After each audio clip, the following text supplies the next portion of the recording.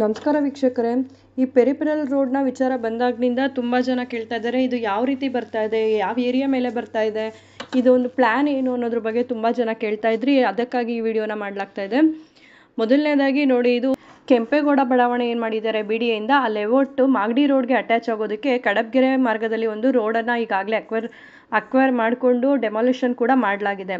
ಆ ರೋಡಿಂದ ಶುರುವಾಗಿ ಬರೋವಂಥದ್ದು ಕಡಬಗೆರೆ ಮೇನ್ ರೋಡಿಂದ ಈ ಒಂದು ಪೆರಿಫೆರಲ್ ರಿಂಗ್ ರೋಡ್ ರಸ್ತೆ ಈ ಕೆಂಪೇಗೌಡ ಲೇಔಟಿಂದ ಬಂದು ಇದು Magadi road, Magadi main road ಏನಿದೆ ಆ ಮಾಗಡಿ ಮೇನ್ ರೋಡಿಂದ ಕ್ರಾಸ್ ಆಗಿ peripheral ring road, Machohalli colony, Machohalli ಈ ಕಡೆ ಬೈಯಂಡಹಳ್ಳಿಯ ಮಾಚೋಹಳ್ಳಿಯ ಗಡಿ ಭಾಗ ಏನಿದೆ ಅಲ್ಲಿ ಹಾದೋಗುತ್ತೆ. ಅದರ ನಂತರ ವಡ್ಡರಹಳ್ಳಿ ಮಾರ್ಗವಾಗಿ ಅಂದರೆ ಇಲ್ಲಿ ಲಕ್ಕೇನಹಳ್ಳಿಯಿಂದ ಕೂಡ ಇಲ್ಲಿ ಲಕ್ಕೇನಹಳ್ಳಿ ಏನಿದೆ ಅಲ್ಲೂ ಕೂಡ ಒಂದು ಕನೆಕ್ಟಿವಿಟಿ ಲೈನ್ನ ಕೊಡ್ತಾರೆ. ಅಂದರೆ ಈ ಒಂದು ಪೆರಿಫೆರಲ್ ರಿಂಗ್ ರೋಡ್ಗೆ ಈ ಲಕ್ಕೇನಹಳ್ಳಿ ಮಾರ್ಗದಲ್ಲಿ ಬಂದು ಕನೆಕ್ಟ್ ಆಗುವಂಥದ್ದು.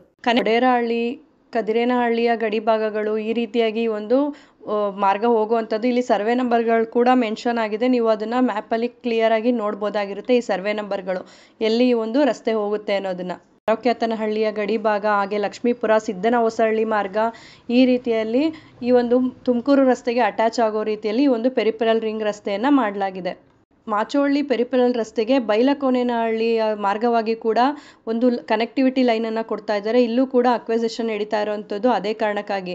ಲಕ್ಕೇನಹಳ್ಳಿ ಆಗಿರ್ಬೋದು, ಬೈಲಕೋನೇನಹಳ್ಳಿ ಆಗಿರ್ಬೋದು, ಎಲ್ಲ ಕೂಡ ಕನೆಕ್ಟಿವಿಟಿ ಲೈನನ್ನು ಕೊಡಲಿಕ್ಕೆ ಒಂದು ಪ್ಲ್ಯಾನನ್ನು ಮಾಡ್ಕೊಂಡಿದ್ದಾರೆ. ಅದರಲ್ಲಿ ನಾವು ಗಮನಿಸಬೇಕಾಗಿರೋದು, ಮಾಚೋಹಳ್ಳಿ ಪೆರಿಫೆರಲ್ ರಿಂಗ್ ರೋಡ್ಗೆ ನೈಸ್ ರೋಡ್ ಇದೆ, ಅದರಿಂದ ಹತ್ತಿರದಲ್ಲೇ ಇದು ಕೇವಲ 1.5 ಕಿಲೋಮೀಟರ್ ಅಂತರದಲ್ಲೇ ಈ ಒಂದು ಪೆರಿಫೆರಲ್ ರಿಂಗ್ ರೋಡ್ ಅವಶ್ಯಕತೆ ಇಲ್ಲ. ಇಲ್ಲಿ ಮಾಡ್ತಾ BMTC ಡಿಪೋ, ಟ್ರಕ್ ಟರ್ಮಿನಲ್ ಮಾಡೋ ಉದ್ದೇಶ ಏನು? ಹೆವಿ ವೆಹಿಕಲ್ಸ್ ಏನಿರ್ತದೆ ಅದು ಸಿಟಿ ಒಳಗಡೆ ಬರಬಾರ್ದು, ಔಟರ್ ಸ್ಕರ್ಟಿಂದನೇ ಅದು ಹೋಗಬೇಕು ಹೊರಗಡೆ ಅನ್ನೋದಕ್ಕೋಸ್ಕರ ಮಾಡ್ತಾ ಇದ್ದಾರೆ. ಈ ಮಾಗಡಿ ರಸ್ತೆಯ ತವರೆಕೆರೆಯಿಂದ ಒಳಗೆ ಬರುವಂಥ ಎಲ್ಲ ಚೆನ್ನೇನಹಳ್ಳಿ ಆಗಿರ್ಬೋದು, ಅನ್ನಗನಹಟ್ಟಿ ಆಗಿರ್ಬೋದು, ಈ ಮಾರ್ಗದಲ್ಲಿ ಕಂಪ್ಲೀಟ್ ಡೆವಲಪ್ ಆಗಿದೆ. ಈ ಒಂದು ಮಾಚೋಹಳ್ಳಿನಲ್ಲಿ ಈ ರೀತಿಯಾಗಿ ಪೆರಿಫೆರಲ್ ರಿಂಗ್ ರೋಡ್ನ ಕೊಡೋ ಬದಲು ತವರೆಕೆರೆಯಿಂದ ಆಚೆ ಒಂದು ಈ ರೀತಿಯಾದ ಪೆರಿಫೆರಲ್ ರೋಡನ್ನು ಕೊಟ್ಟಿದ್ರೆ ಅದು ಔಟರ್ ಸ್ಕರ್ಟಲ್ಲೇ ಕೂಡ ಹೋಗುವಂಥ ಸಾಧ್ಯತೆಗಳು ಹೆಚ್ಚಾಗಿತ್ತು.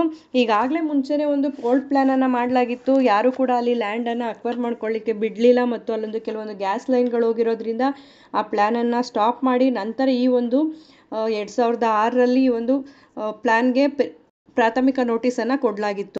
ಮತ್ತು ಇನ್ನೊಂದು ಭಯ ಏನಿರೋದು ಅಂದರೆ ಈ ಒಂದು ಪೆರಿಫೆರಲ್ ರಸ್ತೆಯ ಅಕ್ಕಪಕ್ಕದಲ್ಲಿ ಲೇಔಟ್ಗಳು ಬರುತ್ತೆ ಅಂತ ಎಷ್ಟೋ ಜನ ಭಯ ಪಡ್ತಾ ಇದ್ದಾರೆ. ಸಾಮಾನ್ಯವಾಗಿ ಅದ್ರ ಬಗ್ಗೆ ಯಾವುದೇ ಮಾಹಿತಿಯನ್ನು BDA ನೀಡಿಲ್ಲ.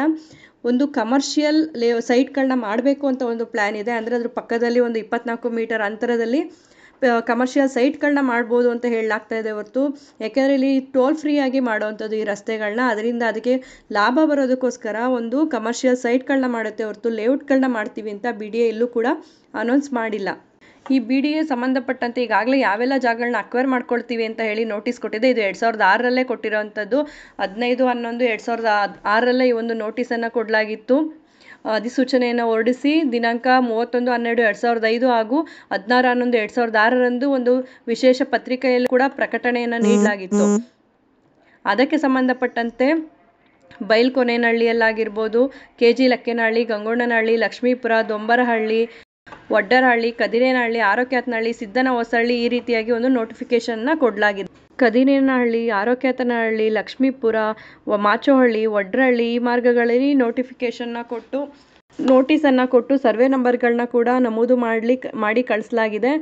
ಈ ಒಂದು ವಿಡಿಯೋದಲ್ಲಿ ಈ ಒಂದು ಮಾರ್ಗ ಯಾವ ರೀತಿಯಾಗಿ ಹೋಗುತ್ತೆ ಮತ್ತು ಆ ಸರ್ವೆ ನಂಬರ್ಗಳನ್ನ ಸಂಪೂರ್ಣವಾದ ಮಾಹಿತಿಯನ್ನು ತಿಳಿಸಲಾಗಿದೆ. ಈ ಒಂದು ಮಾಹಿತಿ ಉಪಯುಕ್ತ ಆಗಿದೆ ಅಂತ ಭಾವಿಸ್ತೀನಿ. ಮತ್ತಷ್ಟು ಮಾಹಿತಿಗಾಗಿ ನಮ್ಮ ಚಾನಲನ್ನು ಲೈಕ್ ಮಾಡಿ, ಶೇರ್ ಮಾಡಿ, ಹೊಸದಾಗಿ ನೋಡ್ತಾ ಇರೋರು ಸಬ್ಸ್ಕ್ರೈಬ್ ಮಾಡಿಕೊಂಡು ನೋಡಿ. ಕಾನೂನಿನ ಮಾಹಿತಿಗಳನ್ನು ನೀವು ತಿಳ್ಕೊಳ್ಳೋದಲ್ಲ, ಮತ್ತೊಬ್ಬರಿಗೂ ಕೂಡ ಇದನ್ನು ಹಂಚಿ.